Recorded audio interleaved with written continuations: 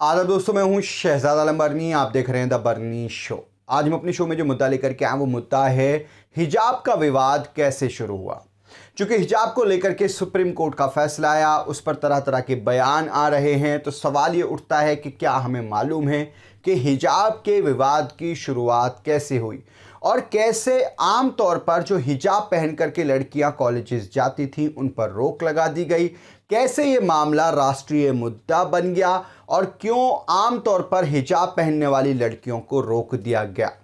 दरअसल इस मामले की शुरुआत कहां से होती है, क्यों ये सब पूरा घटनाक्रम हुआ है और इस मामले में अभी तक क्या क्या हुआ है, आज हम इसी पर चर्चा करेंगे। आपको हिजाब के इस मुद्दे से जुड़ी हुई वो सब बातें बताएंगे जो आपको मालूम नहीं होंगी, आमतौर पर लोगों को मालूम नहीं है। बस इतना पता है कि कर्नाटका के अंदर हिजाब पहनने पर छात्राओं पर रोक लगा दी गई है। लेकिन ये रोक क्यों लगी, कैसे लगी, कहां से इसकी शुरुआत हुई, इसके बारे में आमतौर पर लोगों को पता नहीं होता है। तो आइए शुरुआत करते हैं कि कहां से इसका मामला शुरू हुआ और क्यों ये हिजाब का मुद्दा बना। दरअसल जब कोविड का दौर था तो देश के अंदर सभी स्कूल्स कॉलेजेस को बंद कर दिया गया। लेकिन 2021 में जब दोबारा से कॉलेजेस खोले गए तो उडुपी ज़िले के अंदर, जो कर्नाटका के अंदर आता है, वहाँ की छात्राओं को ये मालूम था कि उनसे पहले की जो सीनियर छात्राएं थीं वो हिजाब लगा करके क्लास में आमतौर पर जाती थीं।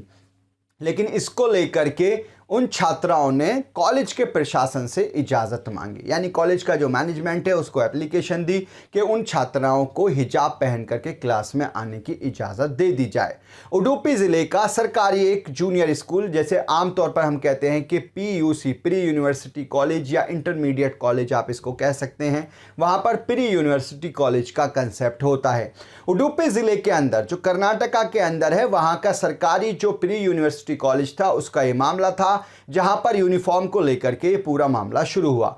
छात्राओं ने कॉलेज के प्रशासन से इजाजत मांगी कि उनको हिजाब पहनने की इजाजत दे दी जाए। लेकिन यूनिफॉर्म का जो फैसला होता है, यानी जो ड्रेस कोड होता है, उसको तय करती है कॉलेज की डेवलपमेंट कमेटी। डेवलपमेंट कमेटी का जो अध्यक्ष होता है वो होता है वहां का स्थानीय विधायक, यानी जो लोकल MLA होगा वहाँ का। जिस जगह पर भी वो कॉलेज स्कूल है उस जगह का जो लोकल MLA होगा वो उस कमेटी का चेयरपर्सन होता है।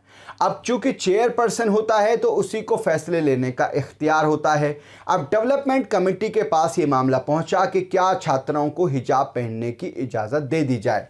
लेकिन उडुपी ज़िले के अंदर जिस जगह पर यह कॉलेज था उस जगह पर BJP के विधायक थे रघुवीर भट्ट, और रघुवीर भट्ट डेवलपमेंट कमेटी के प्रमुख थे। लिहाजा रघुवीर भट्ट ने छात्राओं को हिजाब पहनने की इजाज़त नहीं दी, उनकी इस मांग को खारिज कर दिया गया।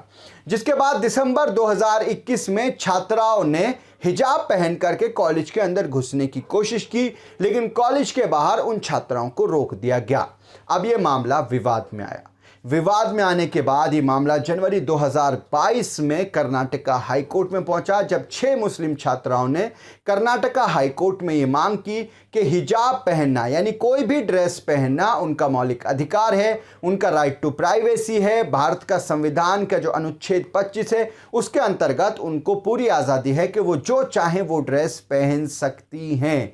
लिहाजा उन्होंने कर्नाटका हाईकोर्ट में मांग की कि उनको इजाज़त दी जाए कि वो कॉलेज में हिजाब पहन करके आ सकती हैं। और 25 मार्च को कर्नाटका हाईकोर्ट की 3 जजेस की एक बेंच ने फैसला सुनाया। उस फैसले में कहा गया कि हिजाब जो है वो इस्लाम का अनिवार्य हिस्सा नहीं है, इसलिए ड्रेस कोड में हिजाब पहनने की अनुमति नहीं दी जा सकती है। अब कर्नाटका हाईकोर्ट के इस फैसले से विवाद फिर से बढ़ा और मामला पहुंच गया सुप्रीम कोर्ट में। 26 सितंबर को सुप्रीम कोर्ट ने 26 सितंबर 2022 एक लंबी सुनवाई के बाद मार्च से मामला सुप्रीम कोर्ट पहुंचा और सितंबर तक आते आते 26 सितंबर से पहले 10 दिन की लगातार सुनवाई हुई और 26 सितंबर को सुप्रीम कोर्ट ने फैसले को सुरक्षित कर लिया। और उसके करीब करीब 15-17 दिन बाद 13 अक्टूबर को 2 जजेस की बेंच, जिसमें जस्टिस हेमंत गुप्ता की अध्यक्षता थी और जस्टिस सुधांशु धूलिया उनके साथ थे, 2 जजेस की बेंच ने सुप्रीम कोर्ट के दोनों जजेस ने एक फैसला सुनाया। एक का फैसला पक्ष में, एक का फैसला अगेंस्ट।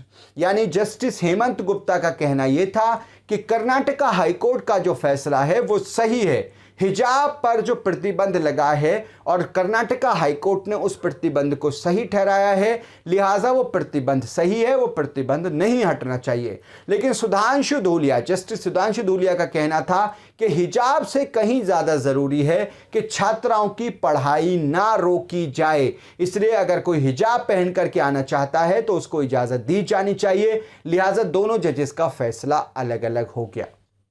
अब ऐसे में क्या किया जाए? दो जजेस की बेंच, दोनों का फैसला अलग।